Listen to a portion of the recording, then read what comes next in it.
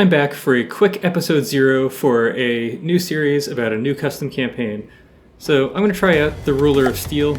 Realistically, there are not actually that many custom campaigns that are fully functional, and the Ruler of Steel of those was one that looked really interesting to me because it looks a lot like it's heavily Advanced Wars inspired. It doesn't say that anywhere, so who knows if that's actually true or not, but it does to me. So in this episode 0, I'm going to show off the crafts that I built so that I don't have to pause in the actual episodes to explain each one. If you're not interested in the vehicles, then you can simply skip this and you won't really be missing anything. With that out of the way, let me spawn everything in and I'll go through a tour. So here are the land forces that I've built, and they're very, very yellow in color because I am Kanbei, the general of the Yellow Moon. And I'm Kanbei because my vehicles are better than everyone else's. That's what I'm telling myself, at least. These, in fact, they're not amazing, but they do synergize well together, and I believe they'll carry me through to victory on this campaign. So I've named these all after, at least almost everything, after Advanced Wars vehicles, and they don't always match one-to-one. They don't always look like them, they don't always function like them, but I at least tried to fit it in somehow. It would be fun to try to recreate some of them more exactly, but this is what I have for now. So this first and smallest one is the Recon. It doesn't exactly fulfill the Recon role because it doesn't do reconnaissance. I had to put the vision systems onto higher flying vehicles because that's how From the Depths works. If I could have made it give me vision, I would have. But it's cheap, useful for capture. It has moderate belt-fed firepower. So, looks like a truck. It's not bouncing right now. Sometimes it does, because it does need roll bars to not tip over. I don't build a lot of land vehicles, and if you go small, it is very hard to keep them upright. So there are quite a few tricks in these vehicles to actually keep them planted. This jet engine is actually pretty important for it to not have issues on hills. It really keeps planting it back into the ground. So here I have 3 belt-fed autoloaders. The turret's exposed on the back. Realistically, if this truck gets hit, it's just exploding. Ostensibly, Ruler of Steel has a 300% damage multiplier. I'm not sure how true that is. I'm not sure if it applies to everything. Every enemy is basically made out of solid heavy armor though, so it's possible that chemical shells just do such small amounts of damage that I think they're not doing 3 times damage. As far as I can tell, missile interceptors and Sea-Wiz are so devastatingly effective that there's no way they can't be doing 3 times damage. But when I shoot kinetic penetrators with, like 72 AP, they're dealing full damage to heavy armor, plasma guns as well, I never see them do more than the rated damage. So either the damage numbers do not increase to reflect the 300% damage increase, or they're just not actually dealing extra damage. I can't tell one way or the other. I have seen my vehicles collide with each other though, and they absolutely delete each other in a way that would not happen without bonus damage. So, I mean, this is a Tetris. When you're going this small, Tetrises almost don't matter. Like, the way that I pack this is sort of irrelevant. So the sustained firepower, much lower. With the damage multiplier that we have here, I sort of figure that belt feds are much more viable than they would be in Neater. Especially with the volume restrictions, there's a cap of 5,000 cubic meters on the volume. So I really try to keep my vehicles compact and small, and belt feds really help with that. They're very expensive per autoloader, but do provide very dense firepower. They also let you use shorter shells than you might use otherwise. So here, my shells are only 360 millimeters long, but you don't take a firepower penalty for that in a belt fed. You would in a normal autoloader, but the rate of fire calculations are different for belt feds, so they do not suffer from it. It does mean that my firing and reload cycles are faster, which is a detriment because I really want to finish the battle in one firing cycle. Because I don't get to keep more shells in the clip just because I have a shorter shell. It's about the shell diameter. So that is the one downside. I did want a high fire rate though, and this gun has quite the high fire rate for how big the vehicle is. Essentially, I want to spray the enemy vehicle with Hesh and hopefully pick off a few lucky components. These guys are supposed to circle around like sharks. Very cheap, very disposable, but they can be pretty annoying. They can nibble off some very important parts. And slightly more expensive in Advanced Wars is the opposite, is the Mech. And okay, so in Advanced Wars the Mech is an infantry unit. In the Advanced Wars that I've played, which is Advanced Wars 1, although at least in the States I think that's what it was called, in Japan it was probably called something else. It was the one for the Game Boy Advance. I know that there are older Advanced Wars games than that. First one that I played though, and then I played Dual Strike as well, and I haven't played any after that. So the mech costs 3,000 resources. They're infantry troops with rockets, deal very high damage to vehicles. Similarly, this thing, equipped with a few rockets, very, very heavily biased towards payload. So 4 frag heads, but they're not totally dependent on this. No signal processors. If the enemies have good decoys, they will defeat it. The armor cost, very low. This thing's even more fragile than the Recon. Both of them have issues if they get ammo racked. This one has much more severe issues. If this one gets ammo racked, it's just going to explode. I think the Recon can actually survive an ammo rack, though. Also, unlike the Recon, this one has no plating under the armor, because it's a much smaller vehicle. The Recon actually does, so incidental explosions on the ground won't necessarily detonate the entire craft. This one, if there is a sufficient chemical explosion near this craft, it will probably destroy the insides. It is possibly capable of deflecting a few small rounds due to the ERA, which, practically speaking, doesn't really help. It's just extra cost for nothing, but it's an adorable little vehicle, and I love it. And next, we have the anti-air, which in Advanced Wars, this is actually like a dual autocannon, or maybe it's dual double-barreled autocannons for a total of 4 barrels. Highly effective against infantry, and highly effective against aircraft. But is a short-range vehicle. Well, this one uses lasers. And it's not like the most beautiful tracked vehicle, but it could be a lot worse. It's okay. Basically, this thing is a dense pile of laser cavities, which means that it's 5 meters tall, because that's as short as I can have it and still have laser cavities in it, without just having them be exposed. And then it's got an injector stick, the Drobinator. So all of my vehicles that have engines that are big enough to use this much engine power have injector sticks. Even these smaller ones. I think one of them is an injector engine, the other one's a carburetor. Maybe they're both carburetors. They don't have enough engine power for it to matter. But again, these bigger ones where the engine power matters, they're all injector sticks to keep my volume down. Even this, relatively modest, it's at 1300 volume. Very effective at taking down aircraft. Its detection is pretty good. I'm probably going to play through this with detection set to 1. But this would provide good detection for the fleet otherwise. Now, although the side armor does kind of exist, but the top and bottom armor is nothing. This is a front-sider. The front armor can tank fairly significant shots. There's the AI right behind that, not the most intelligent decision. I could have put that behind the lasers, but I decided not to. Don't know if it'll trigger you or not, but this turret is not actually centered. It's one off from the side. The first vehicles that I built did not have any EMP protection, especially the really small ones. There's not much I can do for them. This one does. This heavy armor kind of all links together to pull EMP in here.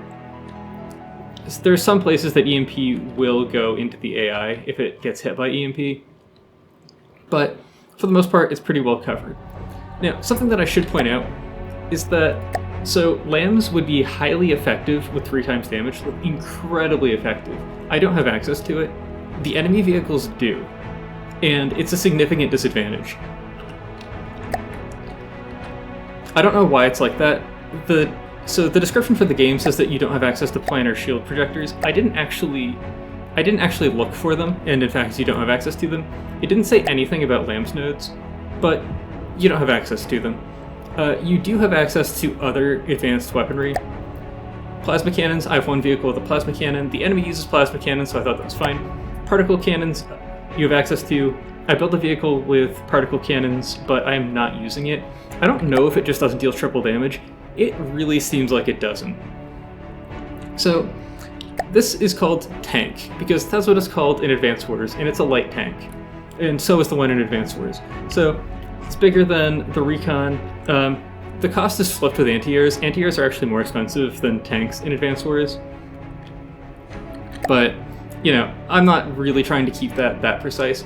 It is a very, very petite vehicle in terms of surface area. Volume's actually lower than the anti-air, despite being more expensive. The chassis is 3 meters tall, and the turret is an additional 2 meters. Now, these tank turrets do tend to look better if you make them 3 meters tall, but that's just too big compared to the chassis. I couldn't really justify it. The wheel wells are also, like, kinda janky. The missiles looks way better that way. So, this thing shoots about 1 kilometer per second APHE out of belt feds. I believe this one does have 1 meter shells, though. Oh, nope, they're only 600 meters. Possibly I should bump these. It gives me a higher rate of fire, but the shells themselves are not terribly devastating. So they're APHE in that they have armor-piercing heads, but they have only chemical shells behind it. I may tweak these before the actual game because there's just not enough explosive damage. So it's probably better for me to convert these into full kinetic shells.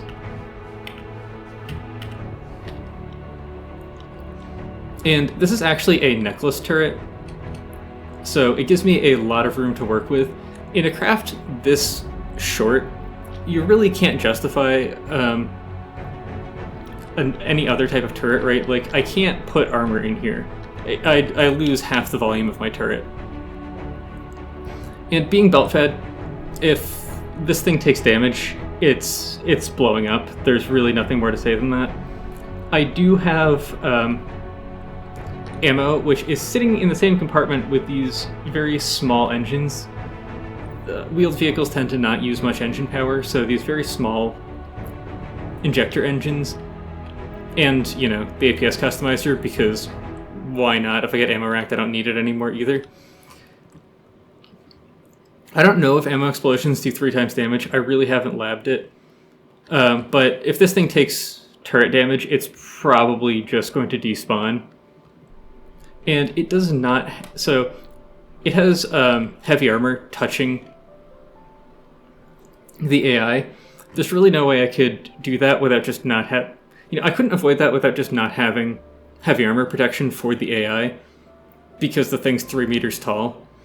So, effectively, I can't have EMP protection in this craft. If you have your EMP on if you have your mainframe on bare heavy armor, that's just it. You just don't get EMP protection. There are weird exploity tricks that you can do to resolve that. I am not doing them here. The enemies certainly do. They have some vehicles that are EMP immune. They have surge protectors too, but after you blow out all of the surge protectors, you just don't deal more EMP damage to the craft, and it just doesn't die because you can't kill the mainframe. They also spin clip, which is something that I don't do. I don't know how much they spin clip because I haven't actually dissected any of the enemy vehicles, but I do know that sometimes you'll do them damage, bits will fall off, and you don't see anything changing because what you're knocking off is spin clipped with other things. Alternatively, you'll sometimes hit them with a penetrative round, and you'll knock off this huge block of armor because it took out a spin block, and that makes it really obvious. So, my most expensive vehicle is the medium tank. It has crams, they're totally useless. Cram mortars are just not things you're going to hit with. So, medium tanks, most expensive tank in Advanced Wars, not the most expensive tank in later games like Dual Strike. They've got Neo tanks, and there are other variants of tanks in later games that I haven't played. This one uses actual autoloaders, 1 meter autoloaders, so it has a consistent rate of fire. Additionally, the shells are slow, but they're not that slow. And one of the issues that I was having with the light tank was that its shells are too fast, and even the light curves in the environment was causing me to have issues. This should probably be a Hesh head. I think I was messing around with the HE head for a while. This is showing the wrong stats as well. I think I copied and pasted this one at some point. It's showing the wrong stats because it's not the 500 gauge that it... 500 millimeter gauge that it should be. So, okay, now I actually have the correct stats here. So, you know, pretty big explosive shells. Despite the fact that the enemy has air gaps, they tend to not have spall liner. So, heavy armor plus no spall liner means there's nothing to think about. You just slap some Hesh on. Other than that, the thing's a brick. This is actually exactly at the volume limit. I was going to put some other stuff on to make it a little bit more decorative, but I couldn't. I just ran out of armor. Now, this actually, along with the light tank, which I didn't point out, the light tank has some anti-missile systems, which are very, very nice to have as soon as your vehicles start to get a little bit more expensive. We have them here on the medium tank as well. They're fired off of ACVs, so they're not that intelligent. They'll go after flares and... you know, for some reason they make that the recommended thing to have missile interceptors choose their own targeting. It's just kind of bad compared to the all-in-one defense controller if you have that programmed well. But it's what I did for this vehicle. These are a little bit more functional than the ones on the light tank because they're pointed forwards, they're well out of line of fire. If the light tank is leaning back even a tiny bit, its missiles have to spin the long way around. These pretty much always fire forwards and are much more effective. There aren't many of them, but they deal triple damage, so they kind of annihilate everything. The enemies make incredible use out of missile interceptors. They're just all over everything. So, missiles, hard to use. Some of the smaller vehicles don't have them, or if you've got enough stuff, maybe you can saturate it. But, for the most part, very difficult to use missiles. And, well, at 52% armor cost, the medium tank is just a brick. Even with triple damage, this thing is a glutton for punishment. Unlike my other vehicles, there's enough room for me to put ammo ejectors in here. So this thing's not just going to annihilate itself. It's efficient Tetris as well. This gun is very cheap, considering. The Cram's 2D Tetris because it's in a very small space. I could have made this 3D Tetris. 3 layers is a viable option for that. I decided not to, though. Working in a small space like this, I find the 2D Tetris so much easier. And then this actually has very solid EMP protection. I don't think it has much in the way of surge protectors, but it has very solid EMP protection otherwise. And the ammo is much more durably stored than in some other vehicles. So full heavy armor wrap, heavy armor between these ammo blocks, spall liner on top, spall liner on the side. Well, not spall liner, air gaps on top, air gaps on the side. Very durable. It is very expensive, but when I spawn it in, its goal is to take all the fire for the fleet. So, I did not build any ships because I did not realize that there would be water. There is. I don't know if the enemies have any. But I built planes and I built 2 spacecraft. So I'm going to move on to those. Okay, so here are some more vehicles that I have that have all mixed up costs. These are doing some interesting flight patterns. And this is one that's not in the earlier games because I couldn't find a good name for it as well. Very little. Unlike many craft that I built, this one is even width because it hosts one large missile dead center in the craft before I realized that every enemy vehicle has missiles and like anti-missiles, and they are very hard to get around. This thing's almost totally useless. I will spawn it in, and we will occasionally see it absolutely truck things with this missile. If this hits something, unless it's an endgame enemy, it just dies.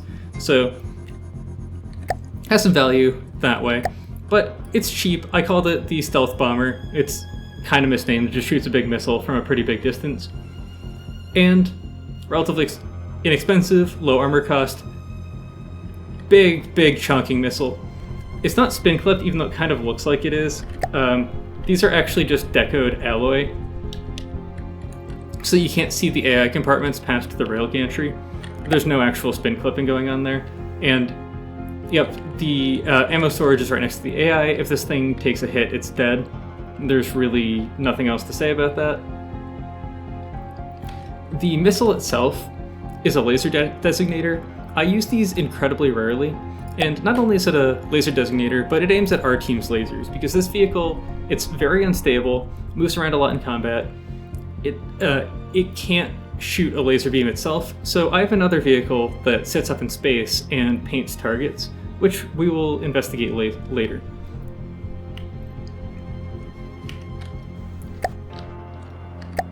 Listening. They're going through the whole collision avoidance routines with each other. They should have just been circling the spot where I dropped them, which was far enough apart for them to not interact with each other, but that seems to not be happening. So this one's the actual bomber. Bombers in Advanced Wars are incredibly expensive. This one, actually relatively small and relatively cheap, because its only defense is not being hit, so I kind of had to keep it small. I really tried to keep everything small as I could volume-wise, both so that I can use many of these designs in Ashes, which has a tighter volume limit, but still many of these can be used in Ashes. And again, not getting hit is very important if you have very large damage being dealt. Like if the 300% damage is actually accurate, first strike capabilities are incredibly important. So I tweaked this bomber for quite a long time. I was having a lot of issues making it effective. There were two primary problems. One, the enemies have a lot of missile countermeasures, as I already stated. I was basically forced to use small missiles, and I just had to shoot out a ton of them to saturate the enemy's missile defenses. This does come with the benefit that if I have the bomber flying, it tends to saturate enemies' missile defenses, and then my craft that shoot larger missiles will sometimes be able to sneak their missiles in. And I mixed this up. I found that fighting against heavy armor, using explosive or frag and small missiles, even with 3 warheads, well, the damage just isn't there. This will kill some vehicles, but it's very hard to eat through all that heavy armor with explosives. So I put EMP on the other side. And there are some enemies that this will kill very quickly. There are some enemies that it also can't kill, which is why I don't have pure EMP. Still, given that this is supposed to operate with other vehicles, it may be better to have pure EMP. Also, this was getting tagged by missiles a lot. I programmed it to fly. It has 2 AIs. It's actually kind of hard to kill because of that. It flies pretty high and it flies pretty tight. And it's set up to be almost continuously dropping missiles with a high stagger rate, so that missile interceptors have a hard time wiping out big groups of missiles. And there's no gap between the volleys for those missile interceptors to reload, so they tend to get overwhelmed. Circling tightly overhead, I was very exposed to anti-aircraft missiles, so I loaded this thing up with quite a few missile interceptors, and it actually does a pretty good job of shielding my team from the enemy. Now, it has 5 different jets on it, and the 2 on the sides provide both turning, pitch, and roll. You can see them modulating a bit here. In slightly more beginner builds, like for the Spannerheim campaign, I don't use that sort of stuff, but it does make even big bricks. This one really isn't a brick, but it's kind of heavy for a maneuverable aircraft. It makes them way more maneuverable and way more efficient than you'd get otherwise. And then in the center is just a big whacking blob of thrust. I also just kind of wanted that look. I didn't just want the engines on the outside. On the inside, it has ammo, and originally this ammo did not have a full heavy armor wrap. I found that it would split the craft in half, gave it a full heavy armor wrap. Haven't seen that happen again. It does not mean that it's fixed, I don't actually know, but hopefully it is. Then on the inside, it has 2 AIs that are directly connected to the missile systems. They're not great. I believe, yeah, it can tell where enemies are if they have wireless connectivity, which I think all of them do. But that's it. Otherwise, it needs other vehicles to tell you where the enemies are. But it only needs their approximate location. It's just a bomber. However, this is actually one of the most useful vehicles that I have for fleet combat, so you'll be seeing a lot of it. Now, one that I threw together pretty quickly and pretty late is the battle copter, or B-copter, because in Advanced Wars, I think they had a character limit or something, maybe due to the width of the menu, and they shortened it to B-copter, along with B-ship instead of battleship. Unlike the one in the game, which, well, is expensive, this one is actually expensive. It is true in that respect. But the one in the game shoots missiles against vehicles and an autocannon against infantry. This thing just shoots big, at least for this campaign, it shoots big railgun rounds. So these things come off at 1800 meters per second. The reason I built the copter was just so that I didn't have to deal with all these hills. I could just point down at the enemy and absolutely destroy them with massive kinetic shells. Although, you know, these are coming out of 2-meter autoloaders. They could be way bigger. Enemy vehicles in this campaign do have some big autoloaders, and I don't. But if these are actually dealing triple damage, which I don't know if they are, but even if they're not, 8,000 kinetic damage at 77 armor piercing, really only need 72. But 77 armor piercing, well, that's going to get through a lot of vehicles that are being made at this scale. And like many of my other vehicles, this is a front-sider. It has moderate survivability from the front, very low survivability from anywhere else, although there still is a heavy armor wrap, and there still is an air gap. So it's not just totally helpless from flanking fire. The rotors are very delicate and exposed, and it does not have much in the way of backup, so it is easy to knock down, but the enemies do tend to cluster fire at the center, so these rotors tend not to fail too much. It does have one of the more advanced defense systems. Most of mine fire off of ACBs. This one actually fires off of an all-in-one CWIS controller, and it's actually pretty capable. This does a pretty good job of distributing fire among the targets you need to kill, and it keeps this alive for a lot longer than it would stay otherwise.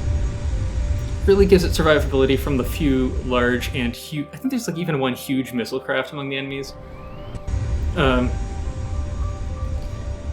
Gives it the survivability it wouldn't have otherwise, because, well, this is very good at tanking kinetic APS rounds, at least for a while, but missiles would really destroy it if it didn't have these. So, other than that, it has some injector sticks to power the railguns, as well as some batteries to also power the railguns, and then has big ammo storages in the back. So, I believe these are wrapped with heavy armor, but I have a suspicion that it's just going to blow through. I did keep the AI off of heavy armor, and there is, somewhere in this, there are surge protectors touching the heavy armor wrap, so hopefully this is actually pretty resilient to EMP. We'll have to see. It's slow because of the blunt shape, but it is actually jet-powered.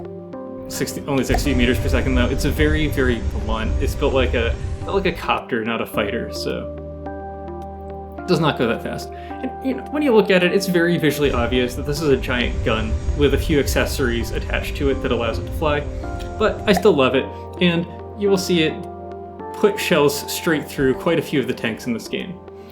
So that's all that I have for my Air Force. I don't think I'm going to expand it with the fighter. I think just my anti-air vehicle is good enough. So for the final set of vehicles, we'll go into space. I only have 2 of them, so it should be fairly short. So here are my 2 spacecraft, and neither of them are designed after Advanced Force units, because as far as I'm aware, they don't have spacecraft. Maybe they do in more recent games that I haven't seen, but I certainly haven't seen any. So this is the scout craft for the most part. It's, you know, it's kind of expensive for a spy satellite, but it does function as a spy satellite, It's pretty fast. I guess I can squeeze a little bit more speed out of it. Kind of fast, has very good detection, considering it's basically a lot of the cost is actually detection. It's not RTGs like is common for me because this thing actually does burn fuel. There is a little fuel engine in here. Not a very efficient one either, but it's a small 13x13 map. You don't have to move that much. You have a lot of resources. It can actually lift itself into the atmosphere. I don't really need this much thrust. Kind of did give it to it anyway. And this is the unit that is supposed to be my support for most battles, because without it, my stealth bombers can't actually engage. Without this, which I didn't actually realize that you had to also switch the designator. I thought you only had to switch the warhead because I hadn't, not the warhead, but the laser designator receiver. I think I only had to convert the laser designator receiver over to my team's lasers. No, you have to switch this as well. It actually took me a while to debug. I never used these, so it was a learning experience for me. I really like them though. The one thing I do wish is that I wish you could color code them. Even if there were like only 3 different colors you could use or that sort of thing, I wish that I could have different missiles follow different lasers. So I could, you know, have anti-aircraft, air-to-ground, anti-submarine, that sort of thing. But not in the game, not right now at least. So this does also function as a spy satellite, because why not? This one, oh, I didn't mention the name for this one. It's the Eye of Todd. Todd is a very helpful man. And this one, also not an Advanced Wars, so it's the Crater Maker, which is my plasma vehicle. It's actually relatively low firepower because there's so much expense to... Wrong button. So much expense to move this thing with all of these ion thrusters, and the heavy armor is kind of expensive too. The shape is because this is my version of the coffin nail. It's supposed to hover above the enemy. I want to make it pretty small, but still needed stuff to stick out to give it some pitch and roll control. And maybe not as much as I did. It would be more efficient if this is a slightly smaller barrel so I could armor it a little bit better, but I kind of preferred having this shape. Something a bit weird is the center of mass is way down here, but I found that when it fires with these ion thrusters, it actually pitches up instead of pitching down like you would expect. There's something wrong with the center of mass calculations and how they're displayed. I tried messing with it and moving my thrust line higher to very strange results. I don't know why, I don't know if it has to do with this giant gun, but I've had extreme issues balancing this craft. So it's currently very reliant on a lot of ion thrusters to actually maneuver properly and not just start flipping all over the place. Not sure exactly why it does that. It'll be on the Steam Workshop, so if anyone figures it out and fixes it, let me know. I didn't put that much time into it because I was building a lot of craft. So this is, for the most part, this is actually moderately tanky with this amount of heavy armor for a spacecraft. It's not easy to shoot down. You know, only 2 layers of metal with triple damage. Okay, that doesn't save it from that much, but it can take an APS, small APS round, a missile or 2. There's a little bit of heavy armor to give 3 total layers of armor under the AI, so the first missile that hits it doesn't just blow it up. Some heavy armor connects to some surge protectors, gives, you know, just a little bit of protection, and then there's this massive injector pile in the middle to power it. So this thing's actually pretty lethal because it just sits way up in the sky and plinks these very fast plasma rounds into the enemy. I did build it with the intention of having it shoot large rounds, because it'd be really fun if the enemy just, like, exploded from this massive plasma shot that came down. After some testing, I really do love these new indicators, by the way. So, after some testing, which, like, this does kind of back up the triple damage thing. This is, for the inaccuracy this thing has, because it's firing from space, this is very high efficiency. I did back down the charges used per projectile to 6 for 6,000 damage per shot. When I cranked it up to 24, it just wasn't sufficiently efficient. It was wasting a lot of damage. Now it wastes very little damage, but the shots are still big enough to be fun. The one-charge shots, I don't know, just like plinking away. It's effective, it's not fun, and the enemies tend to not have any empty space in them. So you do sometimes get that good bonus damage from plasma that you can get when you hit a very solid block of armor. So anyway, that's the walkthrough for the fleet that I'm going to be using for the Ruler of Steel campaign. And in the coming days, I look forward to getting that underway. I have played through the first hour or two of content a few times. The first hour or two of game content, so it's much shorter than that, running at 10 times speed, to sort of make sure that everything works the way I thought it does, my vehicles work, I'm allowed to spawn them in, so that I'm not going to get any things like that.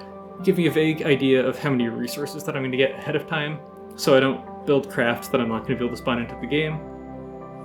And I'm excited to finally get the full playthrough underway. It looks really interesting, it functions very well for a custom campaign.